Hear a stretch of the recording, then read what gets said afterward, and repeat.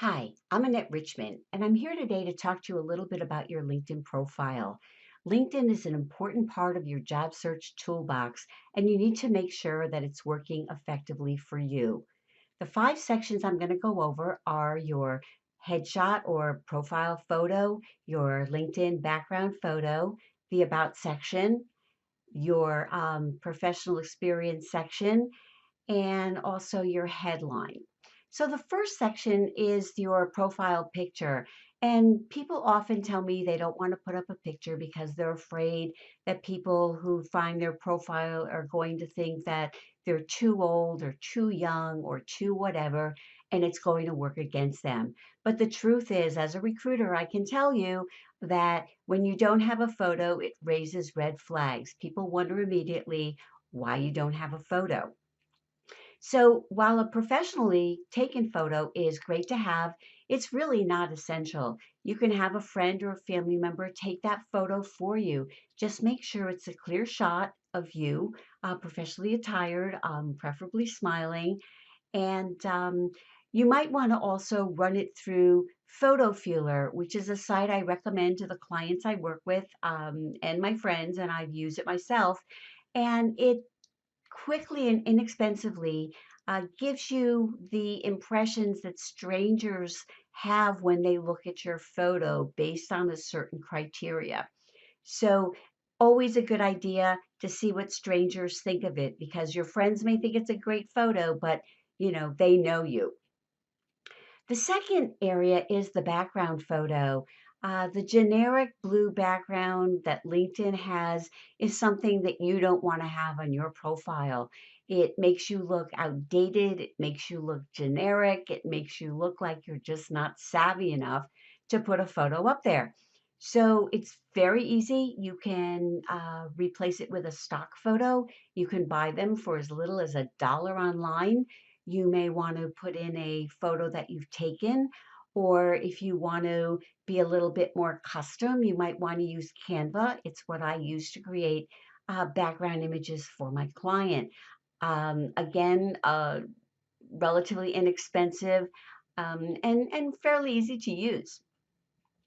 The third area is the headline. Now, LinkedIn calls the headline a headline for a reason.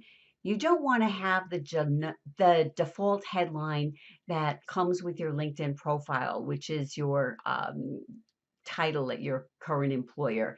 You want to use that to really sell yourself because it's one of the first areas that anyone sees if you come up in a recruiter search or an employer search. So you want to use that section and have a few skills, your few of your core skills, your target title, and perhaps a little blurb about what you do.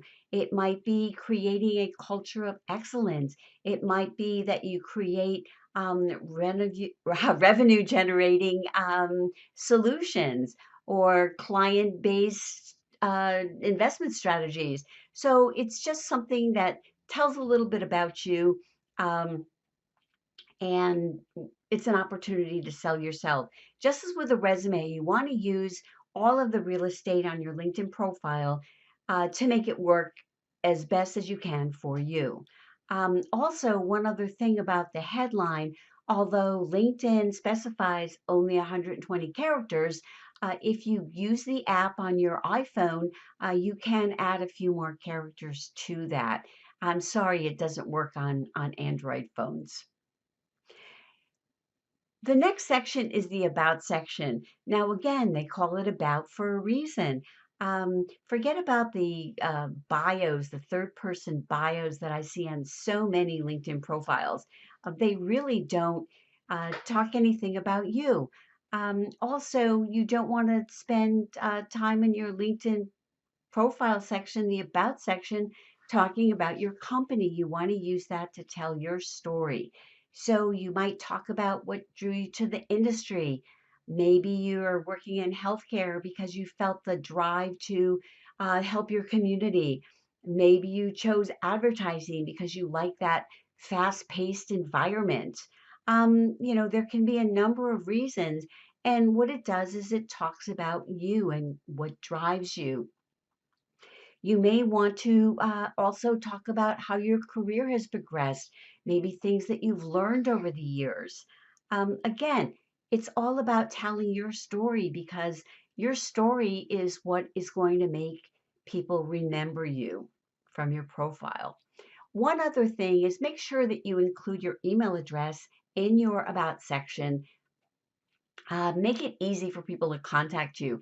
If you're employed, you can still do that. Just use an innocuous phrase like always open to connect with clients and colleagues and potential clients. Just something that fits with your title and your industry. The final section for today is the professional experience section. Of course, the main focus for each position is going to be what you've done there, really highlighting and focusing on your achievements, the impact you've had on your employer. But you can also add a line about, why you loved working in that position. Or if that's not the case, you might talk about one or two things that were your proudest accomplishments.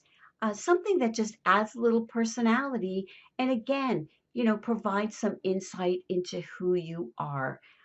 Because a resume is a little more formal and LinkedIn is the place to really, really tell your story.